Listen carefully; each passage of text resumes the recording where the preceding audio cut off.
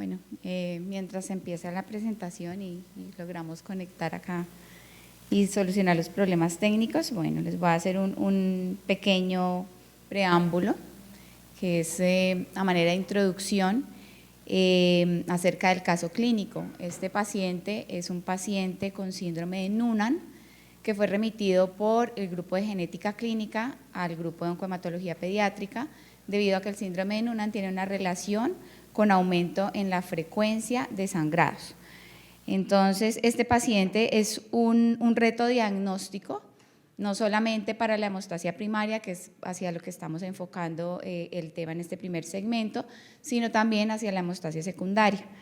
Es un paciente que fue estudiado en múltiples ocasiones, como suelen ser estudiados los pacientes que tienen síndrome hemorragíparo y que necesitan varios sets de laboratorios para poder llegar al diagnóstico, y que requiere un alto nivel de sospecha y adicionalmente requiere laboratorio clínico de la mano con la experiencia clínica del grupo.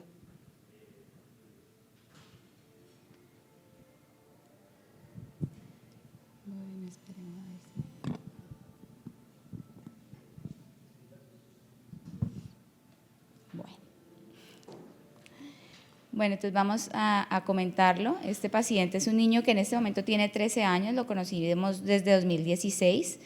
Dentro de los diagnósticos tiene un síndrome de Noonan.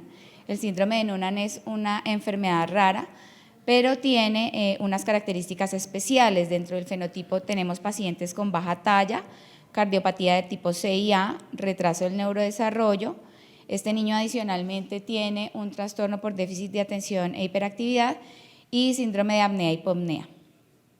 Adicionalmente, pues al síndrome tiene el riesgo de sangrado y tuvo varios retos hemostáticos. El paciente hacia 2016 tuvo una herniorrafia umbilical y una orquidopexia izquierda que no fue relacionada con sangrado importante. Sin embargo, el paciente, la mamá acusa que hubo hematoma importante después del sangrado, después de la intervención quirúrgica, perdón. En 2019 se le hizo una frenilectomía. Esta frenilectomía fue realizada en Cali, pero el paciente es de Leticia. Entonces, en el momento en el que el niño regresa, presenta un sangrado posterior y estando en Leticia presenta una complicación importante, requiriendo incluso pauta transfusional. La mamá decía que prácticamente se iba a desocupar el niño porque le hicieron la frenilectomía y posterior a esto presenta el sangrado importante. Después de esto, el paciente pues ya estaba en los controles y estaba en los estudios, y hacia 2021 pudimos encontrar o detectar las alteraciones que tenía tanto en la hemostasia primaria como en la secundaria, y fue llevada a una extracción dental múltiple. Este niño tiene aparición de los dientes permanentes en apiñamiento y hacia la línea media en el paladar. Entonces tienen que hacerle extracciones dentales múltiples y una endoscopia que fue guiada con los exámenes que ya habíamos encontrado alterados. Se realizó una transfusión de plaquetas, ya les voy a comentar por qué fue la transfusión, y se le adicionó ácido tranexámico.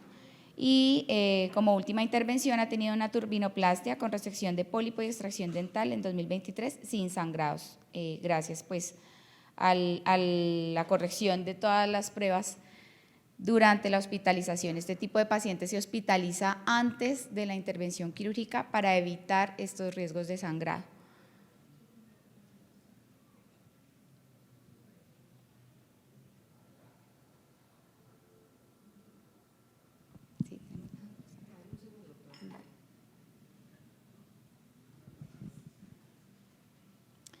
Bueno, entonces en principio, cuando nosotros tenemos un paciente con síndrome hemorragíparo, lo que queremos hacer es una especie de algoritmo diagnóstico. Entonces, para este algoritmo nosotros vamos a identificar si tiene alguna alteración en la hemostasia primaria, tomamos un hemograma y revisamos cuál es el conteo de plaquetas. Digamos que esa es la primera prueba de tamizaje para poder evaluar la hemostasia primaria.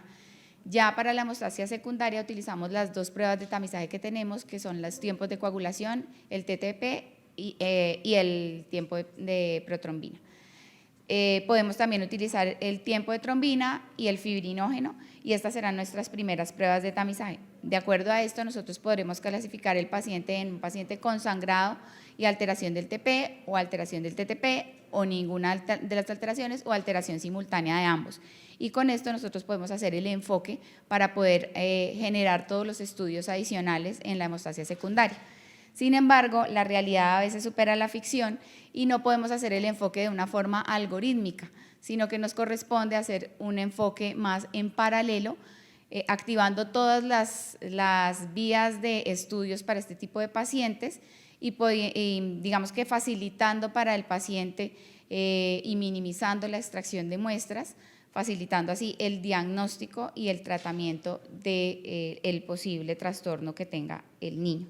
Entonces ustedes van a ver, y bueno, en el laboratorio clínico yo creo que eso también lo ven con frecuencia, que nosotros en ocasiones solicitamos pruebas muy guiadas. Entonces, por ejemplo, si el paciente tiene el TTP prolongado, entonces podemos encontrar solicitud de hemofilia, ¿sí? Entonces factores 11, 9, 8, factor de von Willebrand, cofactor de ristocetina, pero si el paciente no tiene ninguna alteración en las pruebas de tamizaje, podríamos encontrar solicitudes como 12, 11, 9, 8, factor 7, factor 10, factor 5, factor 2, y entonces la bacterióloga dice, pero el doctor no está ubicado, no sabe ni qué le está pidiendo, y entonces está pidiendo como todo al azar. No se trata de esto. No se trata pues de esto en este caso, pero ocasionalmente, como les menciono, cuando tenemos encrucijadas diagnósticas o pacientes que ofrecen un continuum de desafío, tenemos que hacer esto en varios sets de tomas para poder encontrar cuál es la alteración. Entonces, bueno, este es el paciente, como les mencionaba, este es el tipo de sangrado para la arniorrafia y la orquidopexia, un sangrado leve, para la frenilectomía, un sangrado que requirió incluso transfusión. Y este pues es el enfoque que uno quisiera tener, que es el enfoque algorítmico, ¿no? Entonces, si tengo un TTP prolongado, vamos a buscar las hemofilias, vamos a buscar enfermedad de von Willebrand. Si tengo un TP prolongado, una deficiencia de factor 7,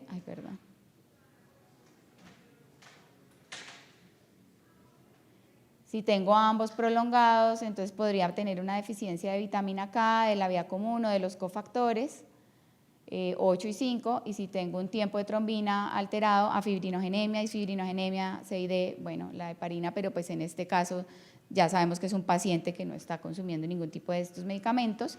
Y si no hay ninguna alteración, o sea, todo está bien, todo está bien, todo está bien, y el paciente sigue sangrando, entonces vamos a considerar si tiene deficiencia de factor 13, 8 leve, 9 leve, fibrinolisis primaria, deficiencia de alfa-2 antiplasmina, del inhibidor del activador del plasminógeno o alteraciones plaquetarias, es decir, de la hemostasia primaria.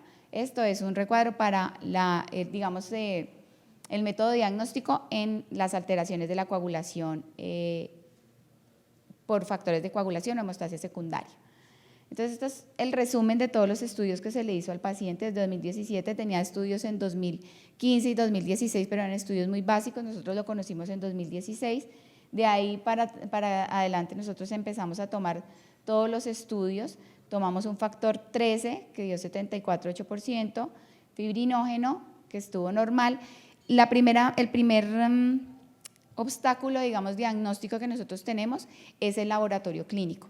Entonces, cuando nosotros empezamos el estudio y solicitamos al paciente, pero el paciente llega con exámenes de diferentes laboratorios, tamizan la muestra, no lo toman de la forma adecuada, a veces llega con los laboratorios incompletos. Ese es el primer reto diagnóstico para nosotros, tener un laboratorio de coagulación y hemostasia confiable y que la EPS pueda enviar estas autorizaciones al laboratorio de coagulación que nosotros tengamos en referencia. Digamos que no tiene que ser aliado ni el mismo laboratorio donde nosotros trabajamos, pero sí tiene que ser un laboratorio de confianza.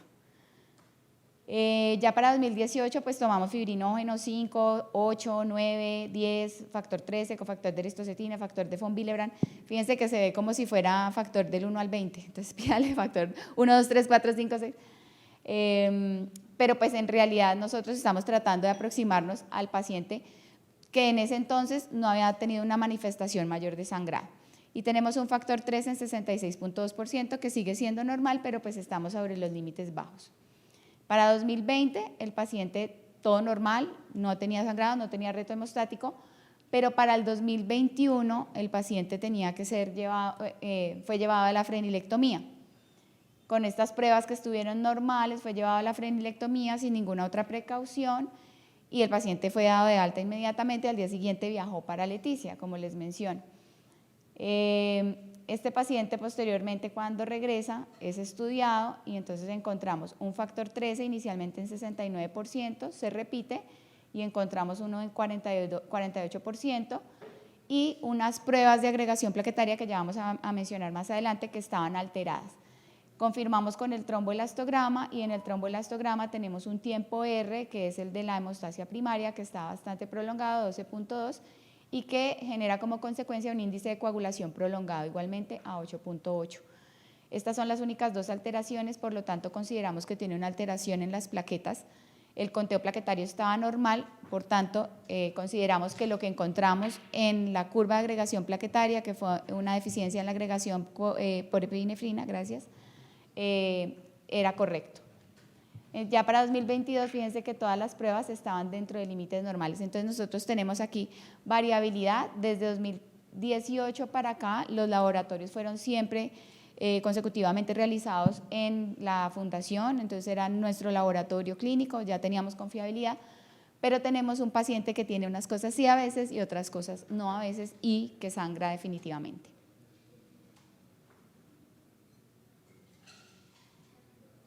Y no corre.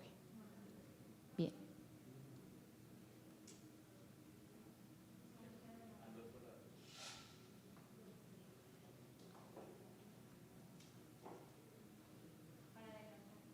Eso ya. Bueno, esta es parte de los estudios de hemostasia primaria, como les mencionaba, estudios de tamizaje, el hemograma, tenemos acá los conteos plaquetarios, el mínimo que tuvo 139.000, de resto todos los conteos plaquetarios normales, pero sigue siendo normal, 139.000 plaquetas para este paciente están bien. Y desde 2018, como les mencionaba, empezamos a tomar las curvas de agregación plaquetaria. Entonces miremos estas curvas de agregación. Se administran diferentes agonistas, ya no sé si lo vas a explicar un poquito con más detalle, pero a partir de los 3 minutos esperamos que tenga el plató y luego empieza a ver el conteo de la agregación para definir por porcentajes si está normal, disminuido o ausente. Y los agonistas usados comúnmente son ADP, colágeno, epinefrina y ristocetina. Para este paciente está pues dentro de límites normales, aunque vemos acá que el plató es mayor para la epinefrina, que suele ser así.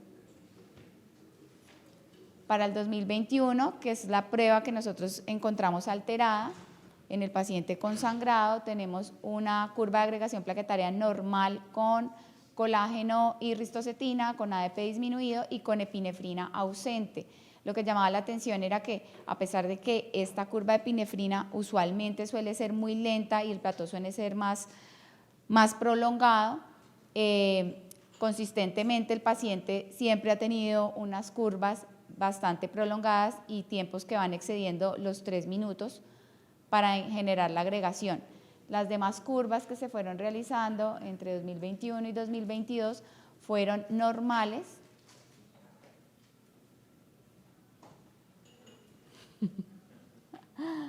Fueron normales, pero al paciente en ese momento se le administró por el tromboelastograma que habíamos revisado anteriormente. ¿Lo corro con esto? Sí, no, pero necesito el portátil. Ah, bueno.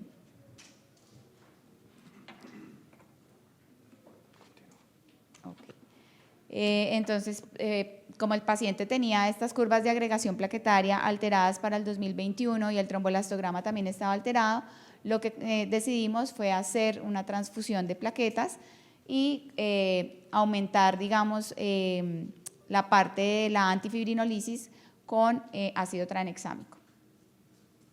Entonces, ¿qué pruebas tenía alteradas? El factor 13, que como lo mencioné, siempre estuvo como en el límite inferior y tuvo 2 puntos de corte alterados, la tromboelastografía y la curva de agregación plaquetaria, que para este caso fue en 2021. Estos fueron los que se manifestaron en ese momento que fue el momento del mayor sangrado para el paciente. Entonces vamos a hablar un poquito acerca del síndrome de Noonan para terminar. Esta es la característica fenotípica del síndrome, un niño de baja talla, con una facies particular con cabeza en triángulo invertido, una frente amplia, una barbilla pequeña, una escápula que puede ser alada, el cuello también es alado, el antebrazo suele ser más largo, pueden tener tórax en quilla o tórax con pectum excavatum, hipertelorismo mamario, defectos cardíacos congénitos, anomalías esqueléticas, retraso del neurodesarrollo y como en este caso el niño presentaba déficit de atención e hiperactividad. Y problemas de sangrado están descritos entre el 30 y el 72%.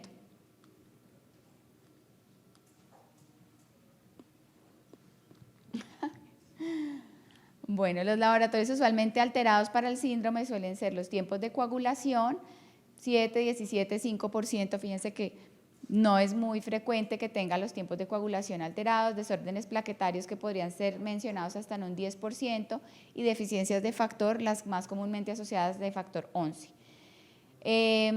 Revisamos en la literatura, hay un artículo en particular que menciona la mayor cohorte, 428 pacientes, casi el 50% con diagnóstico de alguna alteración y de este 46%, 78% tiene una única deficiencia de factor, 22% múltiples deficiencias asociadas, entonces fíjense que estos pacientes pueden tener combinaciones de alteraciones y las más frecuentes son deficiencia de factor 11, 12, 8 y factor de von Willebrand. Entonces, con este paciente los mensajes para llevar a casa, a veces los pacientes no son como el libro, no suelen ser el abordaje algorítmico que nosotros pensamos y que esperamos. Ese enfoque algorítmico es ideal, ese es el enfoque que yo menciono como en serie. Si hablamos de un circuito eléctrico, entonces vamos un paso a paso. Si sale por este lado, entonces nos vamos por el lado derecho y si sale positivo, nos vamos nuevamente por este lado y vamos pidiendo los exámenes de laboratorio en serie. Definitivamente la experiencia y la realidad nos muestra que el enfoque a veces tiene que ser en paralelo y que a veces tenemos que tomar todos los estudios en simultánea porque tenemos que aprovechar la toma de la muestra en el paciente, que además es pediátrico y que puede ser de difícil acceso y venopunción, y tenemos que aprovechar el laboratorio clínico, así como la estabilidad y las características de la muestra. Se requieren múltiples estudios, set de laboratorios en varias ocasiones para nosotros poder encontrar cuál es la alteración, y el laboratorio clínico especializado es clave en el diagnóstico así como en el tratamiento. Entonces, trabajar de la mano con el equipo de bacteriólogas del laboratorio de coagulación es algo que nos puede ayudar a acercar al diagnóstico y al tratamiento definitivo. Existen síndromes que se relacionan con alteraciones de la hemostasia, como el Noonan. Entonces, el mensaje para llevar a casa es: tenemos que trabajar de la mano, tenemos que ser amigos del laboratorio clínico para poder nosotros encontrar cuál es la alteración y cuál es la mejor forma de tratar a nuestro paciente. Muchas gracias. Muchas gracias, doctora, por esta